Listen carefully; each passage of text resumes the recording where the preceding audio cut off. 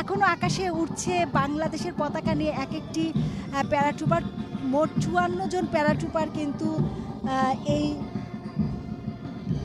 Free ফল jump করছেন এবং বাংলাদেশের পতাকা নিয়ে তারা 3130 বিমান থেকে ১২,০০০ ফুট উচ্চতা থেকে জাতীয় পতাকা নিয়ে জাম্প করেছেন এবং এই বিজয়ের আনন্দকে আরও বেশি গৌরবান্বিত করছে। এবং এই আয়োজন, যে আয়োজনটি করেছে সশস্ত্র বাহিনী, এই আয়োজনটিকে সর্বাঙ্গীন সহযোগিতা করছে মুক্তিযুদ্ধ বিষয়ক মন্ত্রণালয় এবং